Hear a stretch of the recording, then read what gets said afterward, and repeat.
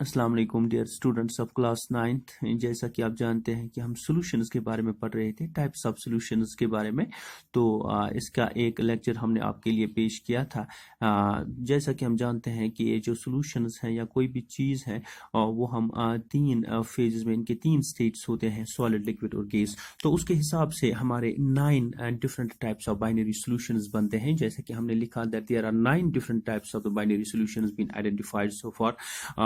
लेकिन इनको हम ब्रॉडली क्लासिफाई करते हैं फिर सॉलिड सॉल्यूशन में, लिक्विड सॉल्यूशन में और गैसियस सॉल्यूशन में। तो पिछले लेक्चर में हमने पढ़ा था कि सॉलिड सॉल्यूशंस के बारे में। आइए हम इस पर एक और नजर दोहराते हैं। तो सॉलिड सॉल्यूशन में हमने देखा कि ये जो हमारा सॉल्वेंट होता है, जो मीडियम होता है, वो सॉलिड ही होता है, और जो सॉल्यूट होता है वो सॉलिड भी हो सकता है, लिक्विड भी हो सकता है और गैस भी हो सकता है। फिर हमने देखा कि एलॉय जो है, एलॉय जो कि मिक्सचर ऑफ मेटल्स होता है, बहुत सारे मेटल्स को मिलके बना होता है एलॉय, दो या दो से ज्यादा मेटल्स को मिलके बना होता है एलॉय। तो एलॉय में हमने देखा कि यहाँ पे जो हमारा सॉल्वेंट है वो सॉलिड है, और जो हमारा सॉल्यूट है वो भी सॉलिड ही है। That's how we can say, for example, in case of the alloy of brass we are having zinc and copper, both are solids. In case of the steel we are having the iron, and that of the other metals they are both metals, and also we are having the non-metal component like that of carbon. So we can say this alloy is an example where the solvent is solid and this solute is also solid as well. फिर हमने pure gold की बात की। यहाँ पर pure gold में हमने doping की दो मेटल्स की, like that of copper and that of silver. तो both silver, copper और gold they are metals where the solvent and the solute both act as solid as well. Now फिर हमने देखा कि हमने solute को liquid यहाँ पे इस्तेमाल किया। यहाँ पे solvent चूंकि हमारा solid ही है, लेकिन सॉल्यूट को हमने लिक्विड में, सॉल्यूट जो हमारा है वो यहाँ पे इस्तेमाल होता है लिक्विड। इसके लिए हमारी एग्जांपल है हाइड्रेटेड सॉल्ट। चूंकि हाइड्रेटेड सॉल्ट में वाटर ऑफ क्रिस्टलाइजेशन है, वो सॉल्यूट है, तो वो एग्जिस्ट करेगा एज सॉल्यूट, और जो हमारा सॉल्वेंट है वो सॉलिड ही है, like that of copper, like that of iron. So we have the different salts like that of hydrated copper sulphate, जिसको हम ब्लू विट्रॉल कहते हैं, और हाइड्रेटेड फेरस सल्फेट, जिसको हम ग्रीन विट्रॉल कह सकते हैं, और hydrated magnesium sulphate. These are all examples where there is the solvent is solid and the solute is liquid. In the third case where there are solutes can be used as gases, like that अब यहाँ पे हमने देखा कि surface of metals में यहाँ पे निकल, प्लेटिनियम और पैलेडियम जैसा आपको दिखाई दे रहा है। अगर इनकी सरफेस के ऊपर कोई गैस की कोई परत जम जाएगी या गैस पर इस पर एब्जॉर्ब हो जाएंगे, तो the such solutions can be simply called as the solid solutions where the solvent और simply the solid but the solute can be used as gas as well. So ये हमारा था सॉलिड सॉल्यूशन जो हमने पिछले लेक्चर में पढ़ा था।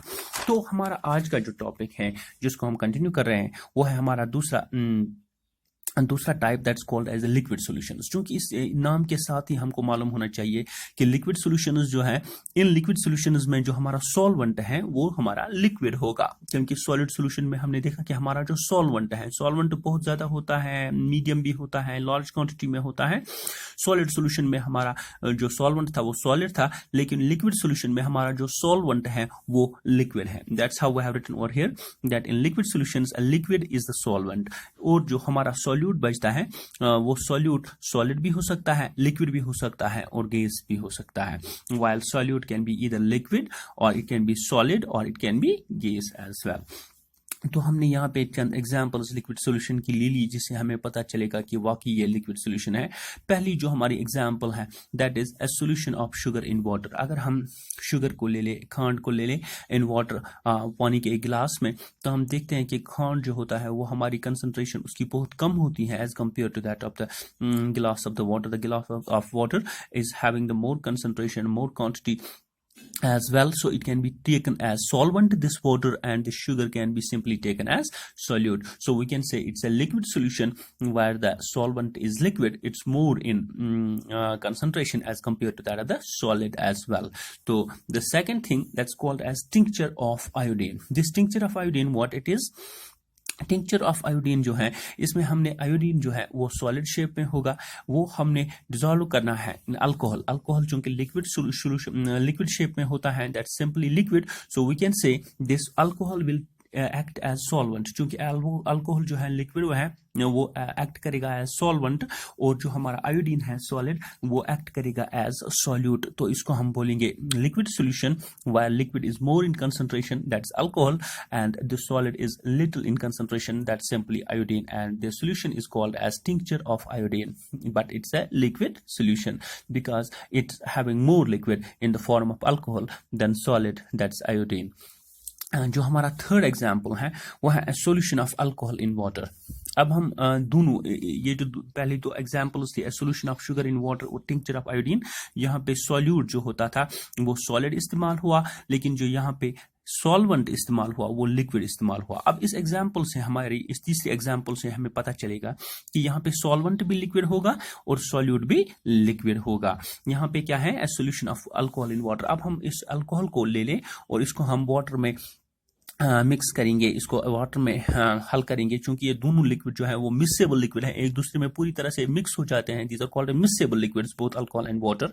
सो हम देख पाते हैं कि यहाँ पे जो सॉल्वेंट है वो वाटर है, क्योंकि वाटर ज्यादा है और अल्कोहल को हमने थोड़ा इसमें ऐड करना है, तो अल्कोहल जो है वो एक्ट करेगा एज सॉल्यूट, बट बोथ यहाँ पर दोनों जो है वो सिंपली लिक्विड है। So both water and that of this alcohol they are both liquids, but water is more in concentration, it will act as solvent, and this alcohol will act as it's very less than water, so it will act as solute. So it is simply the type of the liquid solution where solvent is liquid and the solute is liquid. ये हमारी तीसरी example होगी। अब चौथी example पे हम आएंगे, तो इस चौथी एग्जाम्पल पे हमारी है एरिएटेड ड्रिंक्स। तो एरिएटेड ड्रिंक्स में हम देखते हैं कि वो सारी ड्रिंक्स जिनमें कुछ गैस अंदर से मिला होता है, जो गैस प्रेजेंट होता है लिक्विड में, तो इनको हम एरिएटेड ड्रिंक्स कह सकते हैं। तो यहाँ पे हम देख रहे हैं कि यहाँ पे जो सॉल्वेंट है वो सिंपली लिक्विड है, लेकिन जो हमारा सॉल्यूट है वो गैस है।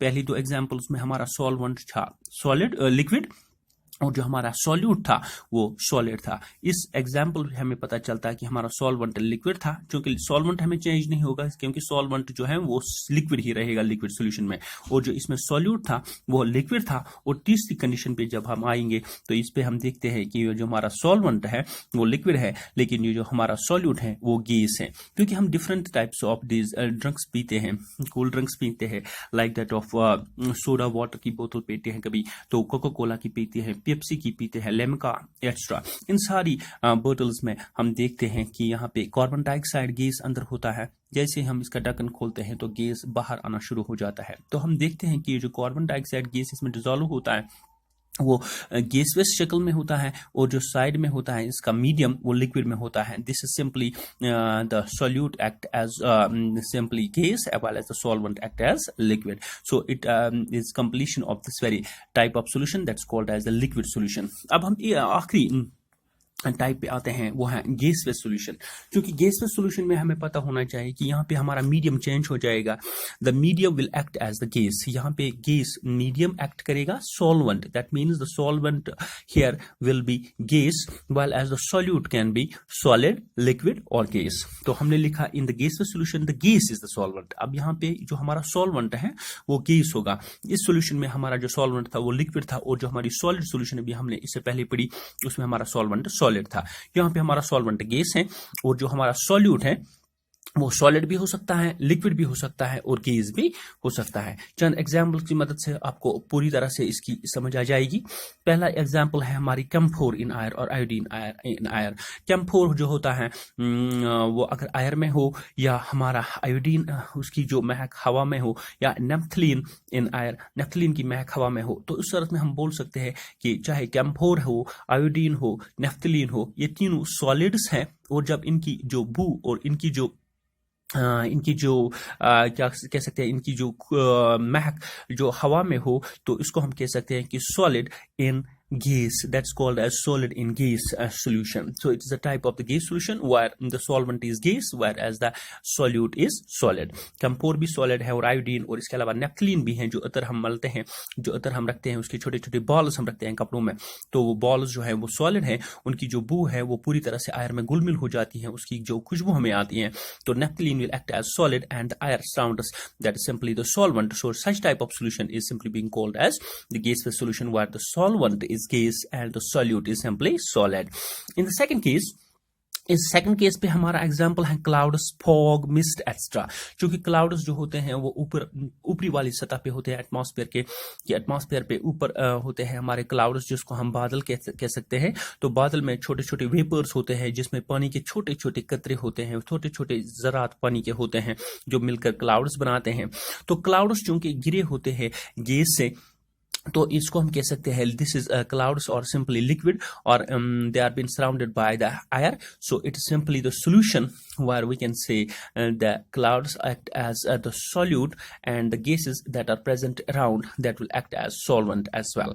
तो हमने इसके अलावा पढ़ा फॉग, क्योंकि फॉग जो होता है वो वही क्लाउड्स होते हैं जो लो लाइंग होते हैं, जो जमीन की सतह के साथ टच करते हैं, पहाड़ों की सतह के साथ टच करते हैं, उनको हम फॉग कह सकते हैं। So clouds that are present on the low lying surfaces of earth और low lying surfaces of the mountains, they are been called as fog. So fog में भी हम देख सकते हैं कि उसमें बहुत सारे वाटर पार्टिकल्स होते हैं that will act as solute, and the air that is been present और involve part of the air that surrounds this fog that will act as solvent. So it is a type of solution where we can say the solvent is simply the gas and the solute are simply the liquid particles. इसके अलावा हमारा है mist, क्योंकि mist में हम देखते हैं कि एक बड़े कतरे की वाटर को हवा में एयर करंट्स की मदद से छोटे छोटे बहुत सारे कतरे बन जाते हैं, स्मॉल टिनी ड्रॉपलेट्स उनके इसके बन जाते हैं, जिसको हम मिस्ट कहते हैं। तो mist are simply the tiny droplets of water, very minute droplets of water that are present inside the surface of this atmosphere में जो मौजूद होते हैं tiny droplets of water, these are called as a mist. चूंकि mist हमारा है liquid form में, तो इसके अलावा वो that is also been surrounded by the gases involve, so we can say this is the type of the solution where solvent is simply gas and the liquid is simply solute. So air हमारा third है। यहाँ पे इस air को हम example लेते हैं, वहाँ यहाँ पे solvent भी गैस होगा और solute भी गैस होगा, क्योंकि air जो है वो मिक्सचर ऑफ गैसेस होता है। air is a mixture of different gases। हम देखते हैं कि नाइट्रोजन 78% होता है, air में 21% ऑक्सीजन होता है, इसके अलावा 0.03% carbon dioxide and other gases 1% round. तो ये सारी गैसेस जब मिलते हैं, तो चूंकि ये सारे गैसेस ही हैं, तो हम देखते हैं कि जो ज्यादा कंसंट्रेशन में है गैस, उसको हम सॉल्वेंट कह सकते हैं, और जो लिटिल कंसंट्रेशन में है उसको हम सॉल्यूट कह सकते हैं। लेकिन both are gases, so we can say it's a mixture of the gases where the solvent is gas and the solute is gas as well. So dear students, we have usually completed the type of the solutions. The first one that is solid, the second one that's liquid, and the third one that's called as the gaseous solution. So after that, tomorrow our topic will be saturated and unsaturated solutions that we will study by tomorrow. Thank you.